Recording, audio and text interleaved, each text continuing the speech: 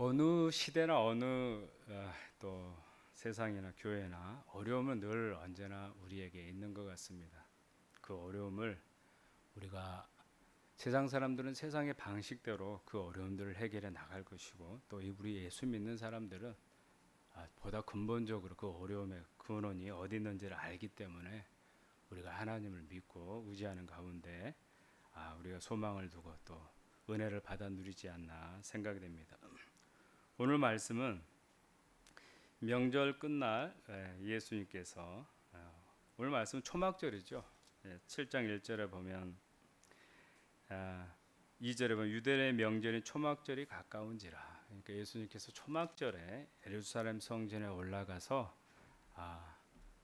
하나님의 말씀을 예수님께서 친히 전해 주신 말씀이죠. 예수님께서 당시에 이 말씀을 친히 전해 주셨으니까 얼마나 은혜가 넘쳤을 거예요. 우리가 교회에서 부족한 종들을 통해서 하나님의 말씀을 들을 때도 성령께서 역사하셔서 또 우리에게 소망을 주시고 다시 일어 살리게 하시듯이 우리 살아계신 하나님 본인 자신께서 또 의미 있는 그런 초막절 절기에 또 친히 말씀을 하셨으니 얼마나 은혜가 넘쳤을까요? 참 생각만 해도 그들이 얼마나 큰 은혜를 받아 누렸을지 생각이 듭니다.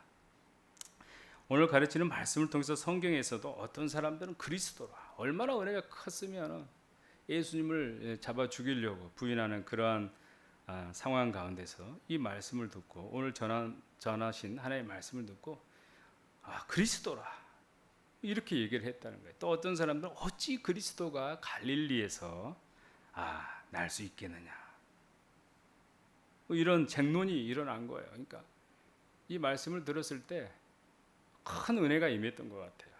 또 하나님의 은혜가 임하면 우리가 보면 어떤 좋은 일만 생길 것 같은데 그렇지는 않습니다. 늘 보면 은혜 받는 자들이 또 하나님께 은혜를 받는 거고 또 그 중에서도 생지가 곳간에서 굶어 죽은 생지가 있듯이 하나님의 은혜 가운데서도 굶어 죽은 사람들이 있어요.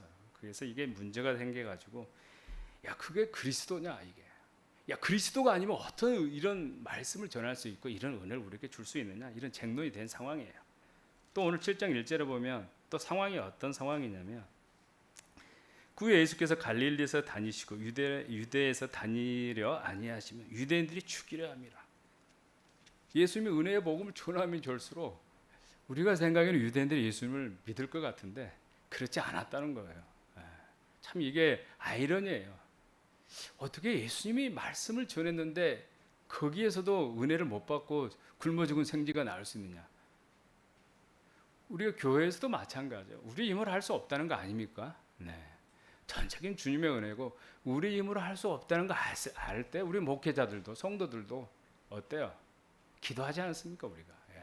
내 힘으로 안 되니까 세상 사람들은 절망하죠. 그러나 우리도 절망하죠. 낙심하지만 우리가 그대로 끝나지는 않아요. 우리 안에 있는 성령께서 우리를 안에서 기도하시지 않습니까? 참 이런 종교가 어디 있습니까? 하나님께서 우리 안에서 우리가 마땅히 빌 바를 모르니까 성령 하나님께서 우리를 하나님께 기도하신대요. 참 복받은 사람들이죠. 우리가 언제 예수님을 믿었습니까? 다 자기가 잘나서 예수님 믿은 것 같지만 사실 구약의 성경을 보면 유대인들의 모습이 우리 모습이에요. 사실 하나님은 끝까지 종일 손을 벌려서 죽은 죄인들을 살리고자 복음을 전했지만 이사야 선지자를 보내고 누구를 보내고 많은 세례 요한을 보냈지만 한결같이 돌아온 그것은 뭐예요? 예수를 부인하고 하나님 인정하지 않고 또 뭐라고 얘기합니까? 누가복음 9장에서는 7장에서 뭐라고 얘기해요? 늘 우리 상황이 동일해요. 유대인들만 특별히 이들은 악해가지고 그럴 것 같은데 그들의 상황이나 우리의 상황이나 별반 차이가 없다는 거예요.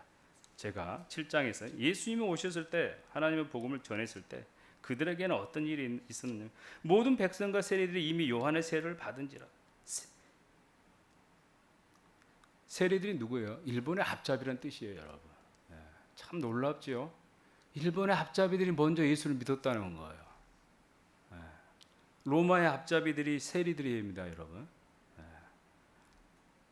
이들이 세례를 받아요. 요한의 세례를 받습니다. 그러나 바리새인과 율법 학자들은 누굽니까? 당대의 하나님을 믿는다고 소위 말할 수 있는 존경받는 자들입니다. 예. 그들의 삶이 윤리 도덕적으로 얼마나 훌륭했습니까? 11조를요 3일에 한 번씩 드리고 자기가 밭에 심는 채소까지도 11조를 드린 거예요. 종교적 열심이 어마어마했지요. 근데 이들이 뭐라고 얘기하냐면 예수님이 이렇게 얘기합니다. 이 세대들이 예수님이 오셔서 통치를 하시니까 하나님 나라의 생명의 복음을 전하니까 이렇게 얘기해요. 장터에 앉아 서로 불러 이르되 우리가 너희를 향하여 피리를 불어도 너희는 춤추지 않고 우리는 곡하여도 너희가 울지 아니하였다 한 것 같더라. 쉽게 말하면 이걸 뭐라고 얘기하냐면 33절에 보니까 세례 요한이 와가지고는 떡도 먹지 아니하고 포도주도 마시지 아니하니까 너희들이 귀신 들렸다 얘기하는 거예요. 세례 요한 마음에 안 들어 우리 마음에 이렇게 얘기한 거예요. 또 하나 뭐라 그래?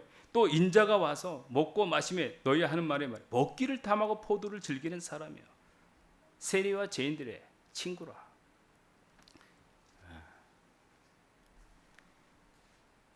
세례 요한도 마음에 안 들고 하나님 우린 세례 요한도 마음에 안 들어요. 진짜로 메시아 마음에 안 들어요. 이렇게 얘기한 거예요. 이게 우리 인간의 심령이에요. 하나님 없이 살아가는 삶의 실존이에요. 우리가 특별해서 이 자리에 와서 예배를 드린 게 아니라는 거예요, 여러분. 이게 우리가 이 사실을 잘 모르면요, 어떻게 생각하면 남의 정죄하는 쪽으로 갑니다, 여러분. 내가 새벽 기도를 지키면, 내가 11조를 하면, 내가 무언가를 주님께 하면 하지 못한 자들이 어떻게 보이냐면, 우리는 이리 죄가 있는 사람이 정죄를 하게 돼요. 그러나 우리 주님은 그러지 않았다는 거예요. 자신을 죽이려고 하는 자들에게. 우리 주님은 오늘 말씀을 통해서 목마르거든 내게로 와서 마셔.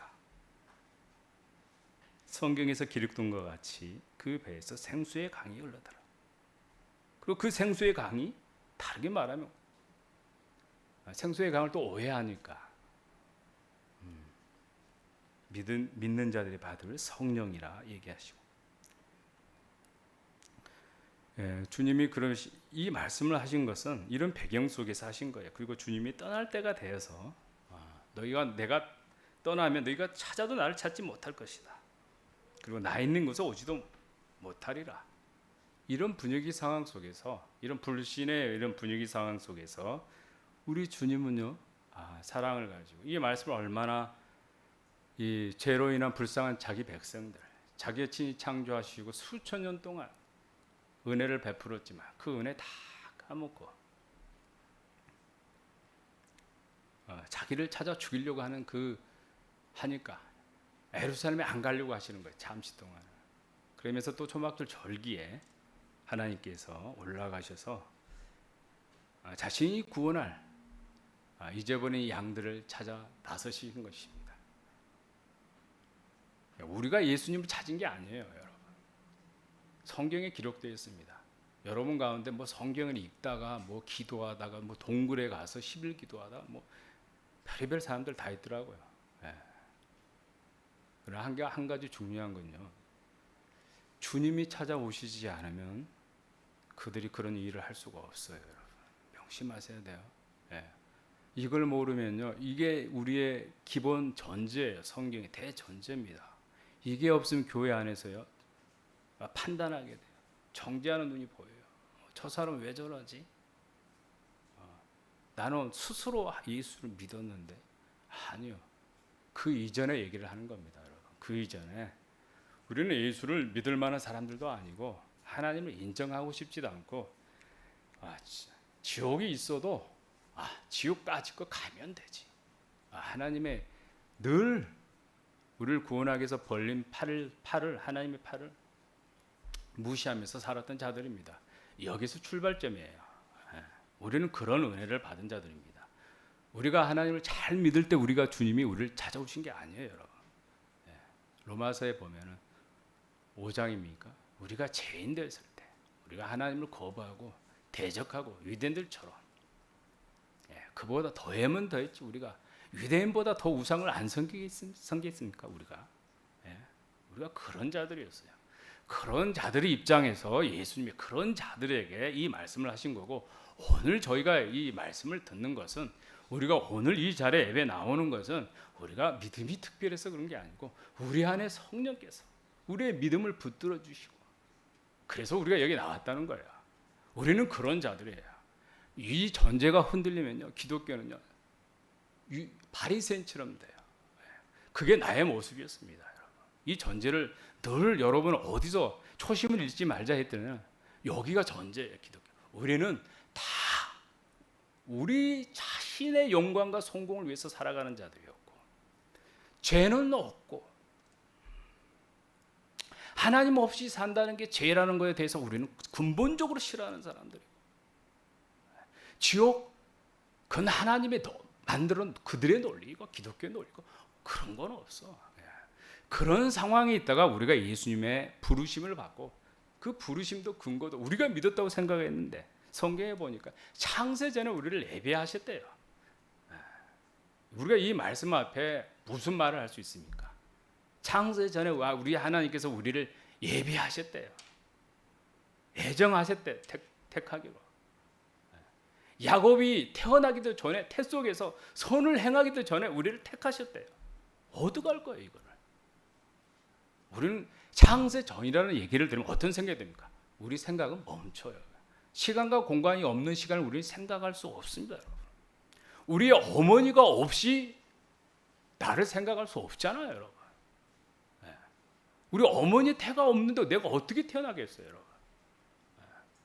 물론 우리가 어릴 때 그렇습니다. 어린 아이들 키워보면 그렇습니다.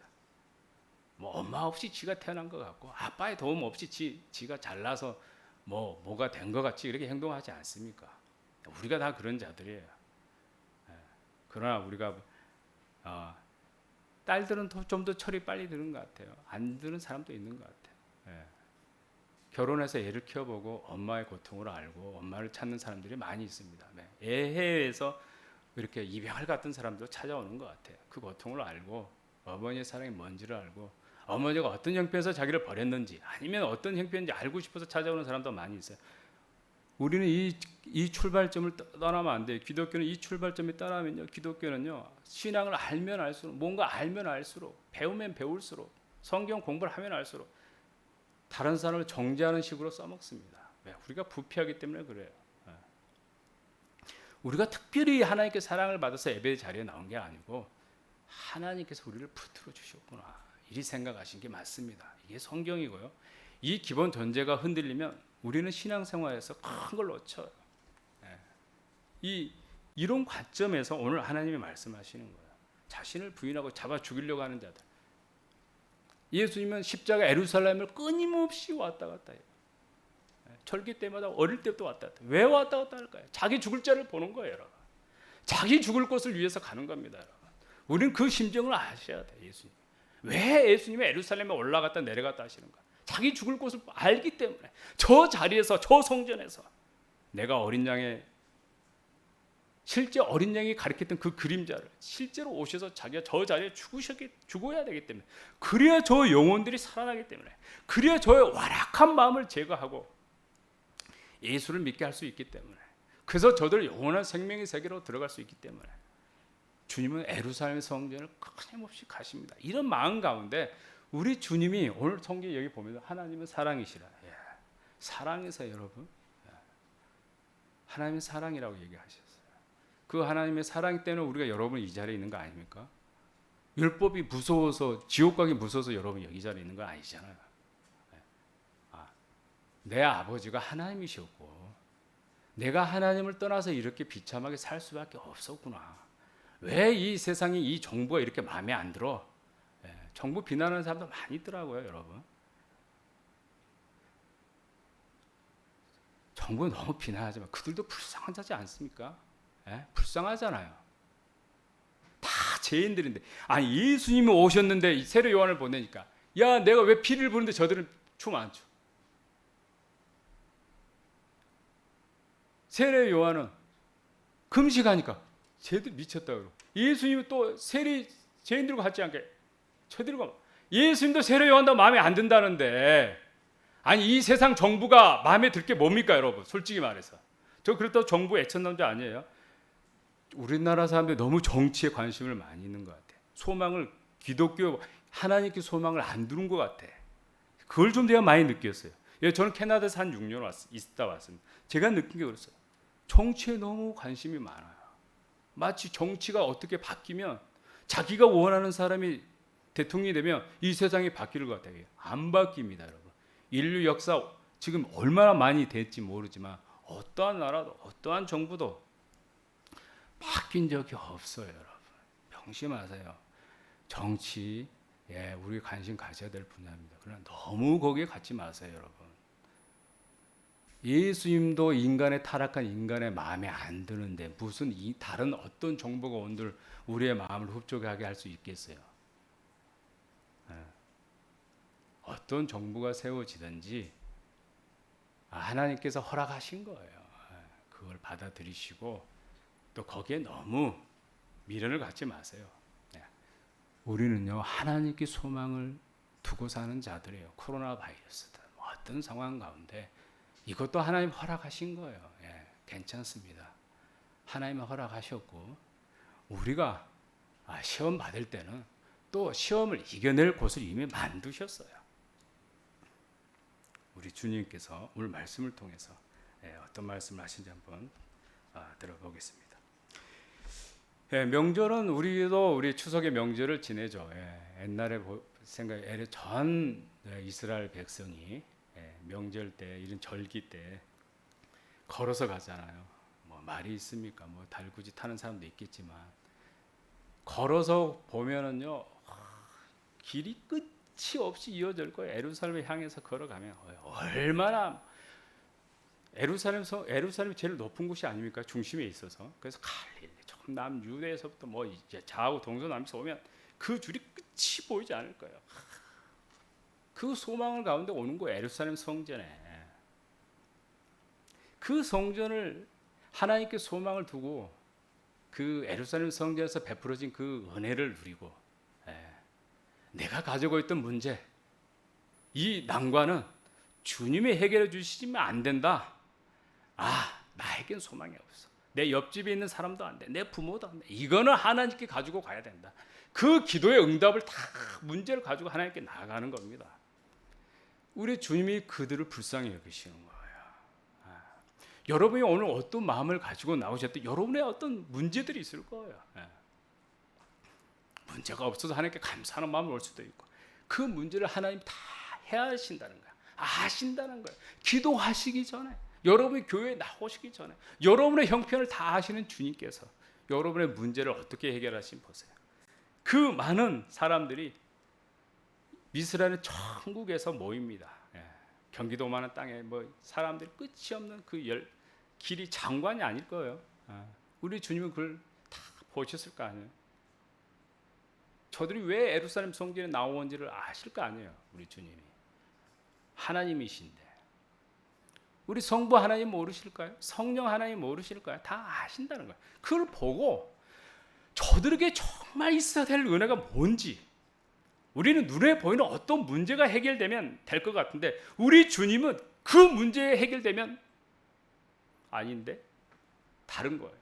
우리 주님이 주시고자 하는 예루살렘 성전에 주시고자 하는 은혜가 뭔지를 한번 보자는 거예요. 명절 끝날 초막절이에요. 초막절 마지막 날 8번째 날에 예수님께서 서서 외쳐 이르시되 누구든지 목마르거든 내게로 와서 마시라 얘기합니다. 우리 주님의 말씀은요 너무 커가지고 이게 문자적으로 받아들이면 이게 무슨 말이야. 예수님이 요한복음 6장에서 내 살과 피를 먹지 않으면 너는 아무로 살 수 없고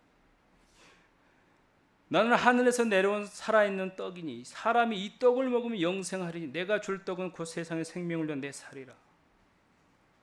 또 예수께서 이르시되 내가 진실로 진실로 너희에게 인자의 살을 먹지 않으며 인자의 피를 마시지 않으면 너희 세계 생명이 없느니라. 내 살을 먹고 내 피를 마시는 자는 영생을 가졌고 마지막 날에 내가 그를 다시 살리리니 내 살은 참된 양식이고 내 피는 참된 음료로다. 수수께끼 같은 말이에요. 제가 예수 믿고 나서 처음에 이런 말을 어렵도다. 똑같아요 이들도. 한참 후에 깨달았습니다. 누구든지 목마르거든 내게로 와서 마시라. 나를 믿는 자는 성경에서 기록된 것 같이, 약속한 것 같이 그 너의 영혼 가운데서, 배라는 건 우리 영혼의 가장 깊은 곳이에요. 배라고 번역을 했습니다. 생수의 강이 흘러 넘치리라. 되게 수수께끼 같은 말이에요. 아니, 예수님께 성전에 물이 있는 것도 아니고 그 많은 성도들이 예루살렘 성전에 모였는데 하시는 말씀이 누구든지 목마르거든 내게로 와서 마시라. 그리고 나를 믿는 자는 그 배에서 너의 영혼의 가장 깊은 곳에서 생수의 강이 흘러 넘치리라. 이는 그들이 믿는 자들이 받을 성령을 가리켜 하신 말씀이라. 이거 제자들이 당시에는 못 깨달았던 말씀이에요. 네. 무슨 말씀을 하시는지 감이 안 잡혀요. 제가 예수 믿고 나서 이 말씀을 읽을 때 어렵도다. 그들도 어렵도다. 이게 하나님의 구원 역사를 아셔야 이 말씀이 무슨 말씀이 아시는 거예요. 네. 명절에 끝나 예루살렘 성전에 오신 모인 하나님의 백성들 향해서 우리 주님께서 주실 근본적인 은혜를 말씀하시기를, 나를 믿는 자들이 받으리 은혜가 뭔 줄 알아? 성령이야. 그런 거예요. 성령. 예수 믿고 나서 성령이 뭔지 깨닫기 오래 걸렸어요. 제가. 예수님은 하나님이신데, 원래 하나님이 영이세요. 눈에 보이지 않으신 분이에요. 영이신 거 알아. 예수님이 근데 육을 입고 우리 사람으로 오셨으니까 예수님이 누군지 알아. 성자 하나님 누구신지. 성령은 뭐지?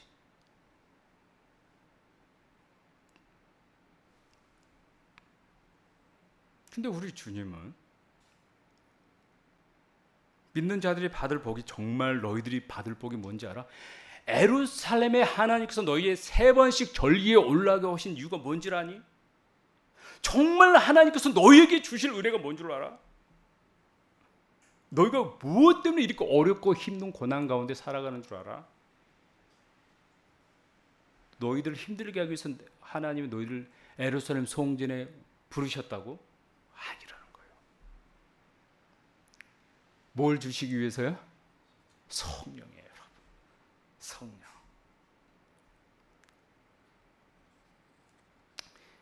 예수님은 이 초막절을 한 해를 마감하고 가을 수확을 거두고 하나님께 감사하는 그런 절기예요. 요즘으로 말하면 추수감사절과 비슷할 거예요. 그 절기에 담긴 그 의미가 뭔 줄 아니? 성령이야. 이렇게 얘기하시는 거예요. 이 말을 듣고 몇 명이나 깨달았을 것 같아요, 여러분. 여러분은 이 본문을 예수 믿고 초창기에 어떻게 이해를 했습니까?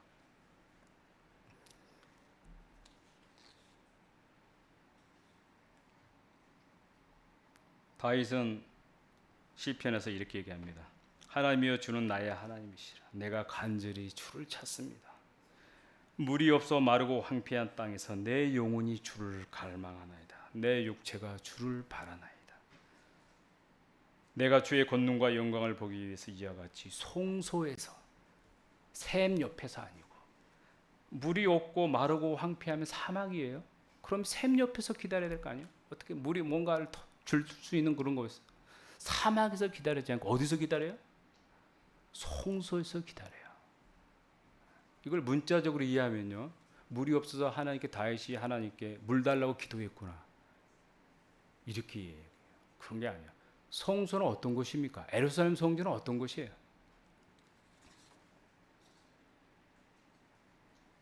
죄인들이 죄 때문에 하나님께 나아가지 못한 자들이 죄 사함을 받고 하나님께 나아가 신령한 은혜를 받는 곳이에요. 구약 시대는 어린 양의 제사를 통해서, 동물의 희생 제사를 통해서 죄 사함의 은혜를 간접적으로 그림자 형태로 누렸어요. 그 성소에서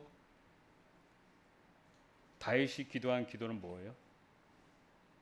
물이 없어 마르고 황폐한 땅에서 자기 영혼이 하나님이 없는 것 같은 느낌 가운데 하나님을 찾으신 거예요.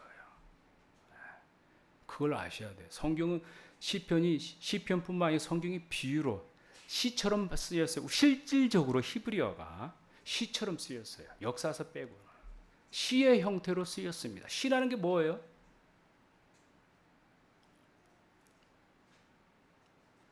어떤 사실을 어떤 비유나 상징을 통해서 자기의 마음을 담아서 표현하는 글을 시라고 얘기합니다, 여러분.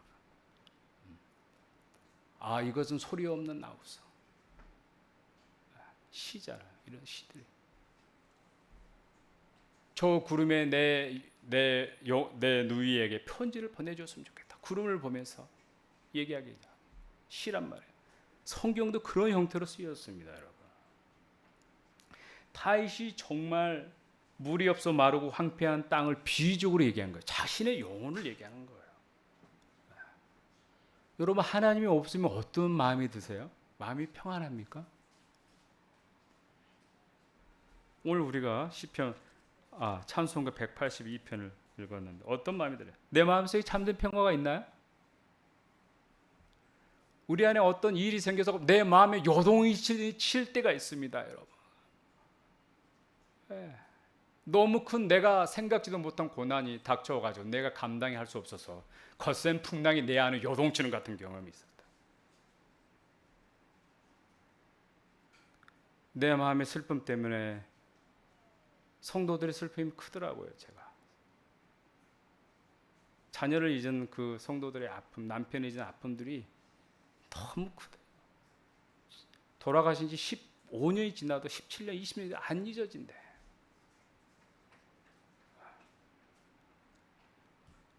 그때 우리를 잠잠케 하시는 하나님의 은혜를 누려야 우리 안에 격동치는 내 죄성과 이런 미래에 대한 불확실함, 이런 것 때문에 그런 것들이 잠잠해져요, 여러분. 여러분의 고난 가운데 인생이 살면서 저보다 인생을 많이 사시면 우리 권사님들도, 우리 집사님들도, 장로님도 계실 텐데, 여러분 인생에 정말 감당할 수 없는 어려움이 처하면 여러분 어떻게 하세요? 에? 어떻게 하세요? 백방으로 우리가 할 수 있는 거 해보잖아요. 우리가 바로 하나님께 기도로 안 들어가요, 여러분. 몇 번 당하면 그 자리에서 무릎을 꿇습니다. 그것도 우리가 훈련시켜서 하나님이 하시는 거예요. 여러분 인생에 그런 어려움이 다 있을 거예요. 그런 가운데 하나님께 기도했더니 하나님 어떻게 하셨던가요? 하나님이 모른 체 하시던가요? 하나님은 그 사람이 죄를 지었든 안 지었든 들으세요. 자기 아들이니까, 피로 산 영혼들이니까. 우리의 구원은 내가 확인을 하든 못하든 우리 구원은 흔들리지 않아요. 내가 내 자녀 버리겠어요? 안 버려요. 걔가 나를 버려서 내가 그를 잡죠. 우리 하나님의 사랑이 그런 거예요. 근데 우리 주님께서 이런 메마르고 황폐한 내 영혼 가운데 다윗이 누구를 찾냐면 성소에서 주를 찾습니다.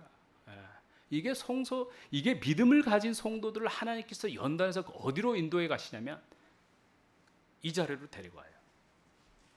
우리가 지금 코로나 바이러스 때문에 여러분이 교회 건물에 이렇게 나와서 예배하기 쉽지 않은 줄 압니다. 우리 인생에 살다가 어려운 문제 나면 어떻게 해요? 목사님께 전화를 걸겠죠. 그리고 새벽 기도 하나님께 은혜를 구하러 나올 거 아니에요. 처음에는 잘 안 나와요. 몇 번 당해야 나와요. 이게 우리가 그렇게 악한 자들이에요. 그러면서 하나님의 은혜를 우리가 성소에서 주 앞에 나아가, 이 건물에 나왔다는 게 아니잖아요. 주 앞에 나온 거잖아요. 교회 나오면 건물에 나온 걸 주님 앞에 우리가 나온 거예요. 그걸 우리 주님이 들으시고 우리의 문제를 해결해 주시는 거예요. 그걸 의미할 때 성소에서 주를 바라는 거예요. 성경은 하나님께 베푸시는 근본적인 이 은혜가 다윗이 목마르고 황폐한 그 땅에서 그 목마름, 그게 이제 비유적으로 말하면 고난이나 고통이잖아요. 하나님 없는 가운데 느끼는 그 고통, 그 목마름, 그걸 비유적으로 목마름을 얘기한 거예요. 시원케 하는 은혜를 어디서 받습니까? 하나님 안에서. 여러분의 필요한 것들이 하나님 안에서 체험을 받으셔야 돼요. 하나님께서 주실 수 있는 그 은혜를 다른 데서 받으면요, 또 돌아다녀요. 안 돼요, 여러분. 하나님께로부터 채울 수 있는 은혜는요, 하나님께로만 받으셔야 됩니다. 명심하셔야 돼요. 좀 돌아다니고 있어요. 돌아다니세요. 그러나 다시 돌아오세요. 이거는 하나님께서 해결할 주시고, 하나님이 나를 이 문제 안 바꿔주면 나 계속 돌아다니긴 안 되겠다. 기도하시고 하나님께 은혜를 구하는 거예요. 그러기 전까지는 안 돼요. 사람으로부터 채워지면 또 다른 데 돌아다녀야 돼요. 그건 물론 사람이 도와줄 것도 있습니다. 하나님께서 줘야 될 그 은혜는 여러분 하나님께 받으셔야 돼요. 가장 충만한 자리가 예배 자리입니다. 되면 예배를 드리든지 비되면 예배들을 드리든지 예배 자리에 뭐가 있습니까? 하나님에 대한 찬송이 있습니다. 기도가 있죠. 말씀이 있죠. 성도의 교제가 있죠. 서로의 소망 가운데 힘을 얻게 되는 거예요. 그래서 이스라엘 백성들 하나님이 1년에 3번의 절기 에루살렘 성전으로 올라오세요 하나님이 많은 거야. No thank you 하나님. 그래 우리가 오세요. 와야 돼요. 안 오면 하나님 우리 질질 끌고 온다는 거예요. 우리가 다 그런 자들이에요. 우리가 언제 하나님을 찾았습니까? 다윗이 언제 하나님을 찾았어요? 하나님이 복 주셔가지고 다윗을 그 정도로 은혜를 주신 거예요. 우리도 그런 자들 아닙니까? 이 목마름의 은혜를 성소에서 성전에서 받습니다. 해결함을 받습니다.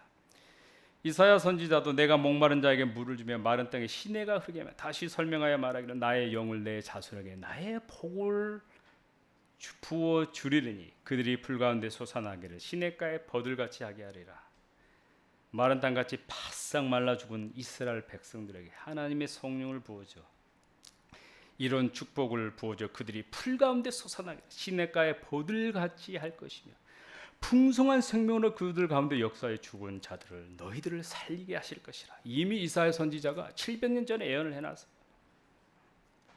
이게 사람이 겪는 고난과 고통들을 욕심들을 불교는 욕심이라고 봤지만 기독교는 하나님 없어. 하나님 없기 때문에 누리는 거야. 없기 때문에 받는 고난이라는 거예요. 가장 인간의 근본적인 문제가 뭐냐? 고난이 뭐냐? 다르게 말하면 너희 영혼의 아담 안에서 태어난 자들의 가장 근본적인 인생이 해결할 문제가 뭐냐? 우리가 미국으로부터 독립이냐? 일본으로부터 독립이냐? 로마로부터 독립이냐? 아니다. 죄로부터 자유케 돼야 된다. 이렇게 얘기하시는 거야. 이렇게 얘기하면 이스라엘 백성들이 좋아할 거야, 안 좋아할 거야? 열심당원들은 아주 싫어요. 현실을 바꿔. 우리가 일본의 36년의 친일의 일본의 어떤 제국주의에 우리가 수탈당하고 우리의 그 부모들이 자녀들이 찢기고 상처를 받을 때 이등 국문으로서 무시당할 때 우리 주님이 너희의 근본 문제는 죄를 해결해야 돼. 일본으로부터 독립 아니야. 이렇게 얘기하니까 다 떠났어요. 예수님을. 열심당원들이 아주 싫어했어요. 쉽게 말하면 독립운동을 하는 사람들이 제일 싫어했어요. 우리는 먹고 배부르면 좋은 거예요. 우리나라의 다음 대통령이 누가 원하느냐? 먹고 배부르게 해주는 대통령, 경제 잘 부강시켜주는. 그거 왜 아니에요? 그거 아니에요? 그렇게 해서 대통령 뽑지 않습니까? 우리 주님은 그 얘기하지 않아요. 더 근본적인 문제가 있다는 거예요. 너희가 왜 내가 와서 너희를 살리기 위해서 영원한 생명을 살리기 위해서 내가 십자가에 달린다고 얘기해도 못 깨닫고 나를 거부한 줄 알아? 죄 때문에 그래. 내가 이 죄 문제를 해결하러 왔어. 내가 예루살렘에 올라온 이유가 뭔지 알아? 이 죄 문제 해결하러 왔어. 내가 하나님께서 너희를 왜 예루살렘 성전에 불러 모은지 알아? 이 죄 문제 해결하기 위해서.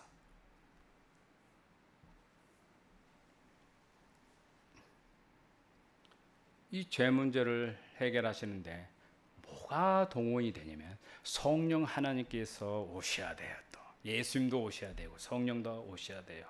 구원하심이 하나님과 어린 양이 있도다. 계시록에서는 성령도 나옵니다. 삼위일체 하나님의 사역이 나뉘거나 분리되지 않아요. 하나님 뜻에 있어서 하나예요. 성부 하나님이 이런 뜻을 가지고 성자 하나님이 이런 뜻을 가지고 성령 하나님이 이런 일을 안 하세요.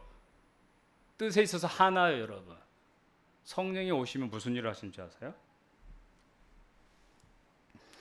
이사야 40장 내 백성을 위로하라, 내 백성을 위로하라. 바벨론 포로에 끌려가는 그 이스라엘 백성들, 일본에 끌려가서 아오지 탄광, 이런 탄광 속에서 수백 킬로미터에서 석탄을 캐는 그 자들에게 내 백성을 위로하라 그런 거예요. 하나님께서 너희 죄가 사함을 받았도다.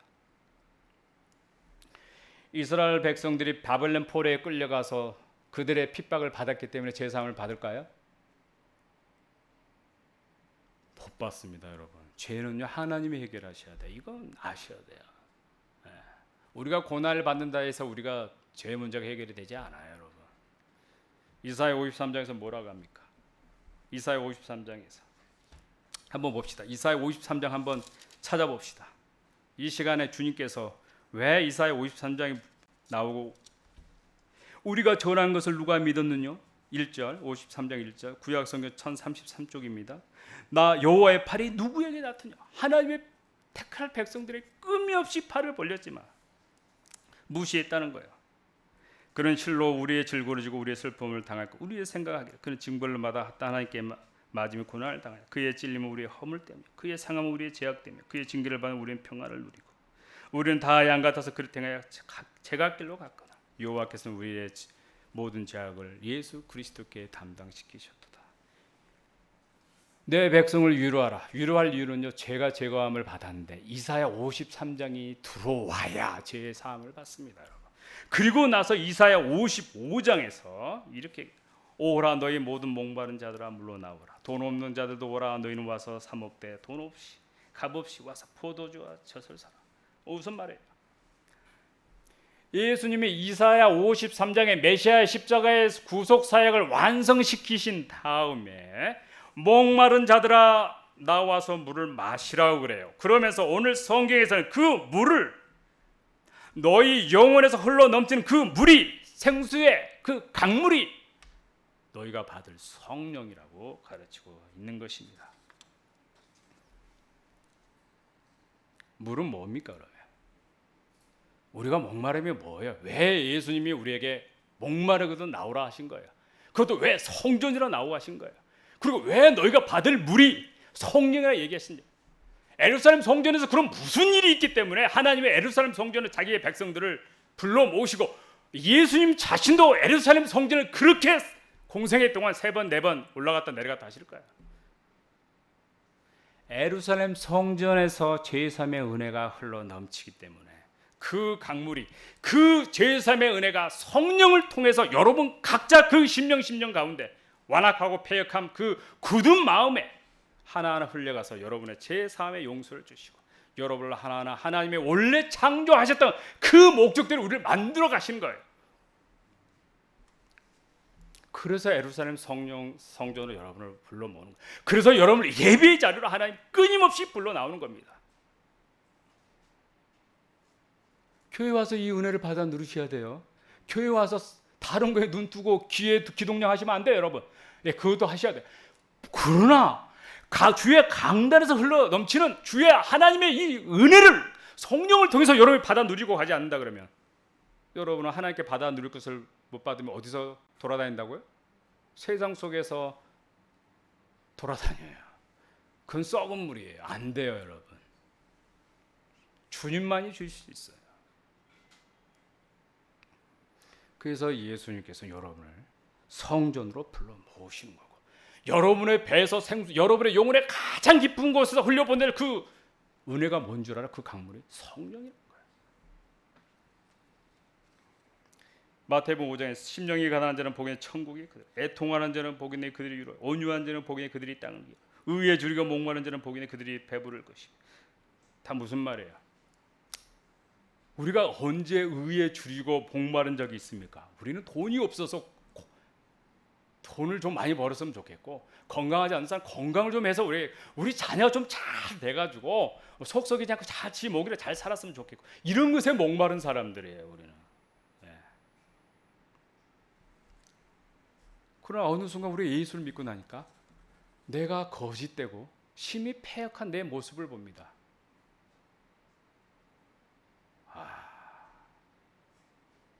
이럴 수가.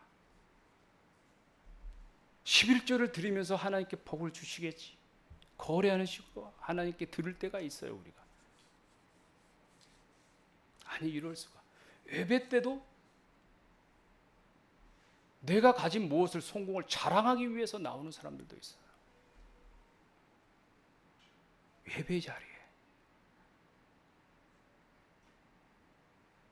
우리가 예수를 믿고 나면요, 내가 패역한 것 때문에 나는 왜 안 변하지? 주님처럼 살고 싶은데 살지는 못하더라도 그래도 내가 세상 사람보다는 정직하고 의로워야 되는데, 사랑이 좀 더 있어야 되는데, 내가 아비인데 그래도 여유가 있어야 되는데, 우리 아버지처럼, 우리 하나님 말하는 거예요. 어느덧 그런 게 생겨. 내가 불의하는 것 때문에 순간 나의 이익을 위해서 타협하는 나의 모습에 신앙 인격을 보면서 절망하게 돼요. 나는 불의하구나. 그게 율법의 역할이에요. 근데 절망하지 마세요. 원래 우리는 어떻다고요? 원래 그랬어요. 우리는 절망도 이제는 사치예요, 여러분. 예수 믿고 나면 제가 경험해, 자기 자신한테 절망, 나는 안 돼. 왜 안 돼? 처음 부를 때부터 우리는 안 되는 존재, 답이 없는 존재들이에요. 생명의 길을 안 가고 우리는 사망의 길을 가기를 열망하는 자들. 절망하지 마시고, 원래 그랬으니까 절망하는 것도 여러 번 하면 사치예요, 여러분. 절망을 해야 되지만 주님께 그래서 믿는 거예요. 우리가 주님을 소망하는 거 아닙니까, 여러분? 어디다 소망을 둘래요, 여러분? 여러분의 남편에게 소망 두면 어떻게 하신 줄 아세요? 하나님이 아브라함을 사라하고 애굽에 데려가가 2번 내려가요. 사라가 아브라함이 자기 소망을 의지하고 사니까 아브라함을 통해서, 남편을 통해서 아내를 2번이나 팔아먹게 해요. 아유, 아내가 그때 사라가 크게 깨달아요. 그리고 베드로전서 3장에 보면 사라가 자기 남편에게 두었던 소망을 꺼내가지고 하나님께 두기 시작합니다. 여러분의 자녀가 소망입니까? 애 낳아보니까 소망이 생겨요. 더 절망도 생기더라고요. 여러분의 남편이 소망이에요? 잘 나갑니까? 남들이 갖지 못한 성공과 부를, 옷을 입고 좀 다니면 뽀대가 납니까? 좋은 차 타고 다니면? 그런 집에 삽니까? 그 소망 빨리 하나님께 바꾸세요, 여러분. 바꾸셔야 돼요. 그게 남편 살리고 여러분 사는 거예요. 그러기 때문에 우리가 힘들어요.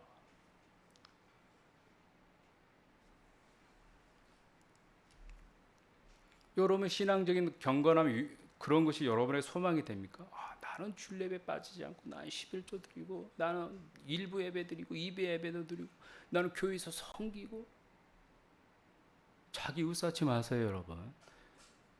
그게 의예요. 우리가 누리고 예수 믿을 때도 은혜로 구원받고, 성화의 과정도 하나님의 은혜에서 가능한 거. 은혜가 아닌데 그런 열매를 맺었다. 그건 가짜 열매예요, 여러분. 은혜에서만 가능한 거예요. 내가 어떻게 해서 목사가 돼요? 저는 목사 될 사람은 아니에요, 여러분. 저는 우상이나 섬기다가, 아니면 자기 잘난 맛에 살다가 죽을 사람이에요. 소망을 주님께 두세요. 안 그러면 여러분 그 소망 빼서 하나님께 드리려고 바꾸는 순간 여러분의 엄청난 어려움이 와요, 여러분. 돈도 마찬가지예요. 돈 필요하죠. 돈을 또 돌처럼 여기면 안 돼. 돈도 우리가 살아야 되잖아요. 그러나 늘 소망은, 돈이 있든 없든 소망은 하나님께. 건강도 주님께. 이 나라의 운명도 주님께. 주님께 안 두면 큰일 납니다, 여러분. 유대인들이 망했어요, 여러분. 우리 주님은 이 은혜를 예루살렘에서, 성전에서 흘러주시는, 이 목마르 그런 내게로 와서 이 주시는 은혜가 뭐예요, 그러면? 성령을 통해서 제3의 은혜를 주시고, 제3의 용서만 되는 게 아니고, 그때부터 하나님의 자녀에 합당한 인격으로 우리를 빚어가시는 거예요. 우리는요, 원래 제 안에서 죄를 잉태하고 태어났기 때문에 나의 원래 본 모습을 못 봐요, 여러분. 날아가는 새가 우리 차에 똥을 쌉니다. 때로는 머리에 맞아요. 날아가는 새한테 야, 이 새 인격이 그 개차반이야. 그게 뭐야 이 새야. 우리가 그렇게 얘기하죠. 왜요? 새는 하나님의 그런 인격을 부여하지 않았어요. 여러분. 근데 우리 하나님이요. 우리 형제에게 라가라고 바보라고 욕하는 사람은 지옥에 보내신대. 아니 마음으로 음란한 마음을 가진 것도 가늠한 거래. 역으로 생각해 보세요, 여러분. 저는 처음에 이렇게 생각했어요. 야, 하나님이 이거를 진짜 이렇게 명령하신 건가? 아니 우리가 누군지를 몰라? 역으로 생각해보세요. 하나님은요 우리를요 내 형제에게 바보라고도 하지 않을 만큼 그렇게 아름답게 아담을 창조하셨어요, 여러분. 생각으로도 가늠을 하지 않을 만큼 우리를 아담을 창조할 때 그렇게 창조했어요. 하나님의 기준은 누가 창조해요? 죄짓기 전 아담.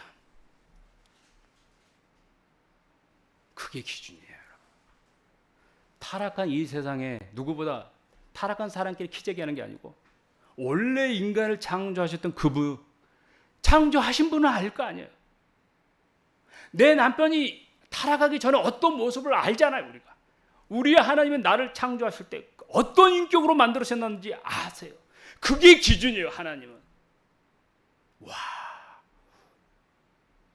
아니 나도 화가 내 우리 아들한테 욕도 하고 그러는데 우리 하나님은 나를 그렇게 원래 만드셨구나.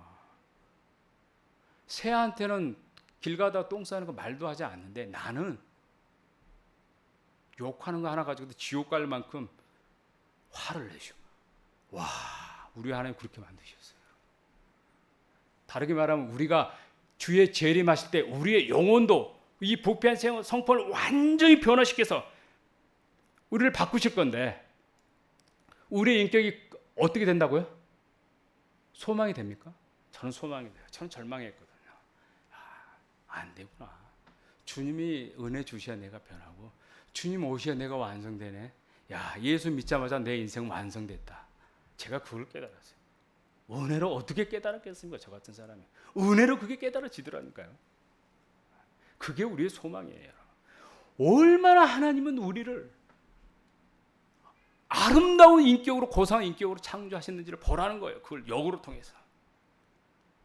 그러면 역으로 나는 얼마나 부패했는지를 보라는 거예요.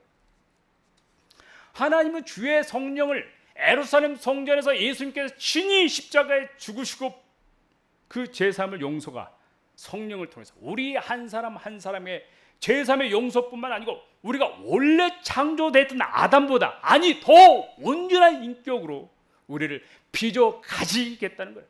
그것을 통해서 우리는 하나님의 형상을 드러내면서 하나님께 영광을 드려요. 그 하나님의 형상이 예수 그리스도예요. 예수 그리스도가 진짜 아담이 제2의 아담을 오셔서 그 하나님의 형상을 닮은 자가 누구인지를 우리에게 보여주신 거예요. 자기를 십자가에 못 박혀 죽이는 자들을 위해서 주여 저들을 용서하소서. 이 말을 듣고 강도가 회개하고 돌이키고 우리도 그런 은혜 가운데 우리도 돌아온 자들이에요. 우리 하나님의 인격이 우리를 얼마나 아름답게 만드신지를 아셔야 돼요. 그러면서 오늘 말씀은 예수께서 아직 영광을 받지 아니하셨으므로 아직 그들에게 성령이 계시지 아니하시더라.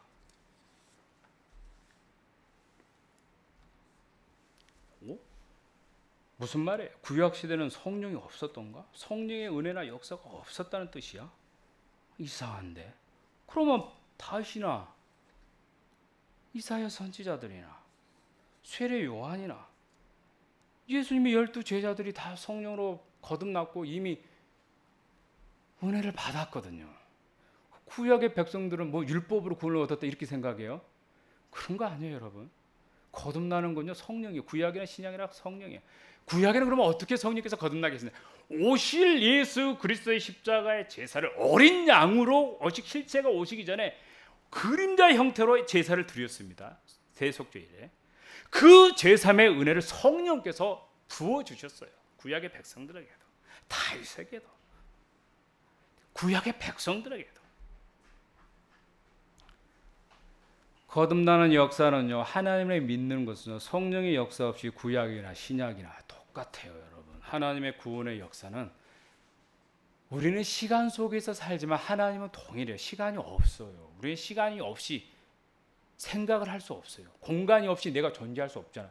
이 공간이 없는데 내가 어떻게 존재해요? 어제가 없는데 오늘이 없이 내가 어떻게 있고 여기에 존재할 수 없어요. 하나님은 그게 가능하세요. 오실 성령을, 이 성령께서 예수 그리스도의 제3의 은혜가 실질적으로 어린 양 희생돼서 어디서 완성돼요? 예수 그리스도 오셔서 완성되거든요. 그 오실 그 제3의 은혜를 미리 취하셔서 구약의 백성들에게 은혜를 주셔서, 그래서 구약의 백성들에게도 제3의 은혜가 있는 거예요. 그런데도 그럼 성령이 계시지 않았어요? 성령이 예수님 오시기 전에 없어요? 천하 만 우주 만물에 성령이 임재하지 않는 곳이 있어요? 참새 한 마리도 하나님 뜻이 아니면 떨어지지 않는다는데, 이 우주 공간의 지구 궤도가 태양 궤도를 도는데 그 무거운 지구가 땅에 안 떨어지고 어떻게 그 우주 공간을 딱 돌아요? 성령의 역사 아니면 그런 거 없는 거예요. 하나님이 다 하시는 거예요. 근데 성령이 계시지 않았다. 무슨 말씀이에요? 독특한 의미예요, 이게. 예수께서 아직 영광을 받지 않으심으로 성령이 아직 그들에게, 무슨 말씀이에요? 예수님께서 영광을 받으셔야 돼요. 우리 사도신경에 무슨 말? 하늘에 오르사 전능하신 하나님 우편에 앉아 계시다가 우리처럼 앉아 계신 게 아니고 메시아로서 제3을 주고 생명을 살릴 수 있는 그 그리스도의 왕직을 행사하기 위해서 그 왕으로서 자정하신 거예요. 성자 하나님께서, 예수께서, 메시아께서 승천하여서 의자에 앉아있다고 생각하시면 안 돼요. 생명에 살리는 통치를 하고 계시는 겁니다. 죄를 여러분 가운데 하나하나 제거하시면서 하나님의 원래 창조하셨던 그 창조의 목적에 맞는 여러분의 하나하나 빚어가고 계시는 거예요. 그래서 에베소에서는 성령께서 너희들을 하나님의 성전으로 성령 안에서 하나하나 지어가고 있다 얘기하시는 거예요, 여러분.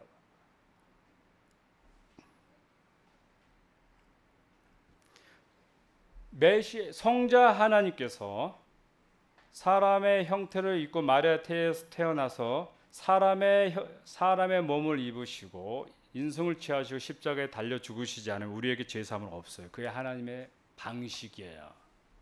사람이 죄지었으면 사람이 대신 죽으셔야 돼요. 그래서 성자 하나님이 오셔야 돼요. 하나님의 삼위 하나님의 뜻 가운데 이게 창세 전에 결정된 거, 그가 때가 돼서 사람의 마리아의 태에서 태어나게 하셨고, 그 과정을 역사 속에서 예수님이 구체적으로 3년 동안 공생을 하시면서 십자가에 달리시기 위해서 예루살렘 왔다 갔다 하면서 거기서 죽으셔야 돼요. 기독교는 역사 속에서 이루어진 종교예요, 여러분. 역사를 무시하면 안 돼요. 그래서 우리 어린 자녀들도 그래요.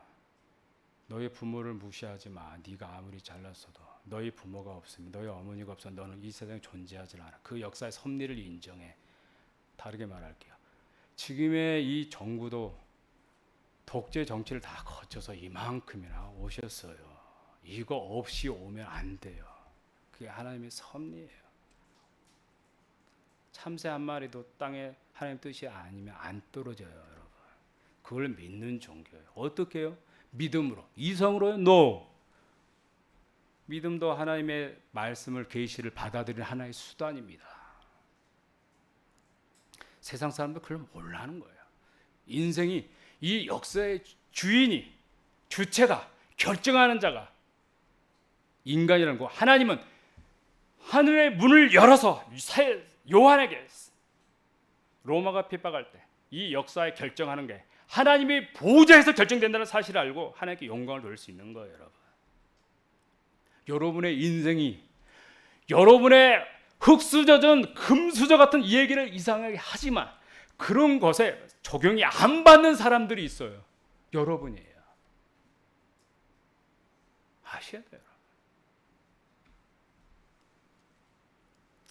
예수님의 메시아로서 죄사함을 우리에게 주시기 위해서 하나님도 성자 하나님께서 사람으로 태어나셔서 구체적으로 이 땅 가운데 가난한 자들과 함께 하시면서 복음을 전하시고 십자가에 달리셔 죽으셔야 돼요.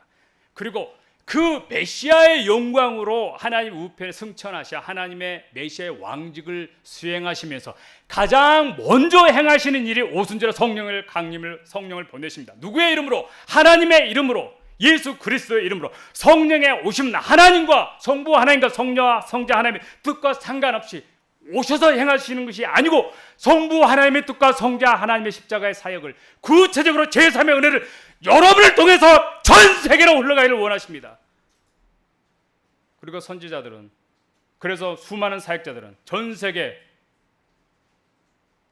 이 복음이, 아브라함이 주었던 이 복음이 각자의 언어로, 각 족속의 민족의 언어로 이 성령이 임하시면서 일어난 그 일을 통해서 이제는 전 세계에 이 복음이 흘러 넘치게 했어요. 그리고 이 세상을 보면 하나님을 대적하고 제가 왕노릇하고 이 세상이 불합리하고 불평과 그럴 밖에 없지만 하나님은요, 마지막 때가 되면요, 이 땅도요 하나님의 완전한 나라로 바꾸시게 돼요. 우리는 그 소망을 가지고 살아가는 자들. 무엇으로요? 믿음으로 미리 보는 거예요. 영어 프루던트라는 단어가 있습니다. 프로비디오, 먼저 본 자들, 그런 자들이 준비하는 거예요. 신중해요. 우리의 종말을 미리 봤어요, 기독교가. 그래서 우리 인생을 다르게 사는 거예요. 마음대로 안 살잖아요. 우리는 그런 자들입니다. 하나님은요, 이 제3의 오늘 예수님께서 구체적으로 역사 속에서 걸어가셨어요. 그리고 우리를 그와 함께 그의 운명을 묶었습니다. 그게 언약입니다. 그게 언약은 동물의 제사로 묶었고 신약의 제사는 예수 그리스도와 묶어버린 거예요. 이게 새 언약이고 우리가 말하는 신약입니다. 이게 새로운 약속이에요. 새 언약이에요. 예수님이 죽을 때 우리도 죽고 예수님이 우리가 부활할 때 우리도 부활할 수 있는 그 관계를 묶어버렸어요. 내 아들과 나의 삶은 안 끊어집니다. 왜? 묶어놨어요. 하나님께서 이걸 못 끊을게. 내가 가난한 자처럼 내 아들도 가난해야 되고 내가 부자가 되면 우리 아들도 그 혜택을 누리게 돼 있어요. 우리가 예수님과 묶이면서 그런 운명을 가진 자들이에요. 우리는 성공을 해도 우리는 실패를 해도 그것을 통해서 겸손하게 되고 성공을 통해서 우리가 요셉처럼 다른 사람을 위해서 섬기는 자가 될 수 있는 거예요. 우리는 그런 자들이 원래 아니었어요. 주님이 그렇게 바뀐 거예요. 하나님의 말씀이 임하기 전까지 요셉은 착고의 감옥에서 채워져 있더라.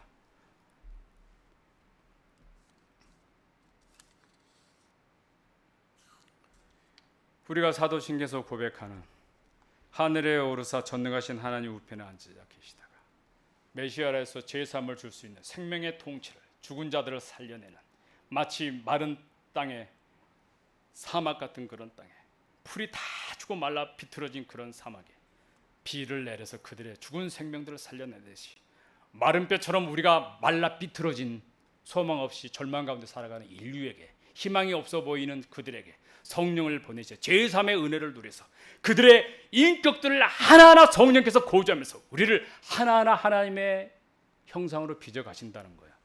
너희들이 받을 모든 은혜는 이 하나로 함축된다. 이렇게 얘기하시는 거예요. 주님이 죽으시기 전에 이 말씀을 자신을 배척하고 부인하는 그 백성들에게 이거를 전해줍니다. 그래서 예수님이 승천하셔 메시아의 왕직을 행사하면서 제일 먼저 하시는 성령을 보내시는 거예요. 메시아가 아직 승천하셔서 십자가에 죽으시고 승천해서 하나님 우편에서 왕으로서 죄를 사고 생명을 살릴 수 있는 그 생명의 통치를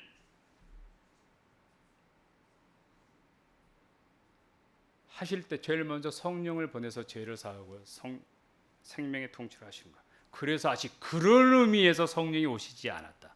구약 성도들은 어떻게 은혜를 받았어요? 남은 자들이 있었잖아요. 아브라함이 있었잖아요. 다윗이 있었어요. 수많은 하나님의 백성들이 있었어요. 시몬과 안나들이 있었어요. 어떻게 받았어요? 오실 예수 그리스도의 십자가의 사역을 동물의 제사를 통해서 그걸 믿음으로 받아 누린 자들을 간접적으로 받아 누린 거예요. 우리만큼 풍성하지는 않았겠지만 그리고 유대인에게 전해졌던 그 하나님의 복음이, 아브라함에게 주셨던 그 복이 모든 민족의 언어로 아브라함이 복이 있다고 인정한다를 내가 복 주시리라. 아하, 내가 거듭나 보니까 아브라함이 어떤 복을 받았는지를 알게 되니까 아브라함이 복 받았네. 그 말은 내가 아브라함의 복을 받았을 때만 할 수 있는 말이에요. 그래서 아브라함이 복 받은 자들, 아브라함이 복되다는 자는 복 준다는 말이에요.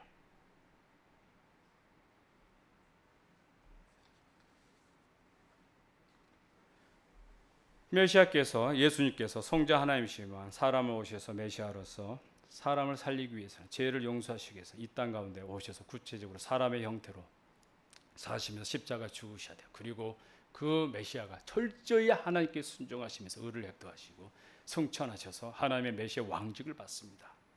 그리고 그 왕직을 첫 번째 행사하는 것은 성령을 보내서 제3의 은혜를 예루살렘에서부터 유대와 사마리아 땅끝까지 흘러 보내주시는 거예요. 성령을 통해서. 구약의 시대는 성전에서, 에스겔 47장에서 성전에서 물이 흘러 넘치면서 성령께서, 생수의 강이 성령이에요. 성령께서 성전에서 흘러나오는 게 뭐예요? 물이 나오겠어. 성전에서, 예루살렘 성전에서 성령의 제3의 은혜가 전 세계에 흘러넘쳐 죄로 죽은 것도 다 살려내겠다는 거예요. 이 은혜를 증거하는 자가 교회고, 증거하는 자가 목회자고, 증거하는 자가 선교사님이고, 증거하면 자네가 바로 성도들 아닙니까? 이게 코로나 때문에 어렵고 힘든 줄 압니다. 소망을 가집시다. 이 소망은 부끄러운 소망이 아니에요, 여러분. 우리가 돈이 없어도 어렵고, 사업이 망해서도 어렵고, 아이가 아파서도 어렵고 많습니다. 다 주님 앞에 가져갑시다. 예루살렘의 성전에서 그 제3의 은혜가 쟤만 용서해 주는 게 아니에요. 우리가 모든 문제들이 어디서 비롯됐기 때문에, 죄 때문에 비롯돼요. 핵심적인 것만 얘기하는 거예요, 성경에서. 여러분이 가지고 있는 문제가 뭡니까? 모르겠어요. 하나님이 아셔요. 그러나 하나님이 아셔도 어떻게 하라고요? 아시니까 기도하지 말라는 거예요? 아시니까 어떻게 하라고? 또 하나님이 기도해야 된다고 그러잖아요. 엎드려 하나님께 은혜를 구해야 된다.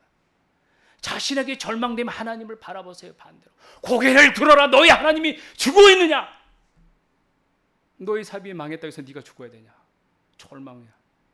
너의 이 생명이 그 정도밖에 안 되냐? 아니다. 얘야, 다시 나를 바라봐라. 다시 나에게 부르지라. 다시 나에게 오라. 이런 거예요. 성령은 오셔서 여러분에게 신비 체험만 하는 게 아니고 여러분의 영혼을 살리는 더 근원적인 사역을 하신다는 사실을 알아셔야 되고, 성령은 하나님과 성부 하나님과 성자의 하나님과 하신 일과 상관없이 독자적인 일을 아니고, 그가 오시면 내가 너에게 가르친 일을 가르치게 할 것이다. 그가 아버지의 이름으로 내가 너를 보내줄 것이다. 끊임없이 아버지와 자신의 일을 연관시켜서 신비체험도 하시면 좋아요. 음성도 들으세요. 일주일 동안 배도 안 고플 수도 있어요. 좋습니다. 더 근본적인 이 은혜는 여러분의 영혼을 살리시고 죄를 용서하시고 여러분을 하나님의 나라, 영원한 완성된 나라로 가져갈 때까지 끝까지 함께 하시면서, 우리가 죄짓고 더럽게 살아도 하나님 끝까지 참으시고 떠나지 않으시고 여러분을 영광된 자리로 인도해 가실 거예요. 그 좋으신 하나님, 선하신 하나님, 그 사랑이신 하나님과 여러분이 늘 함께 하시기를 기원합니다.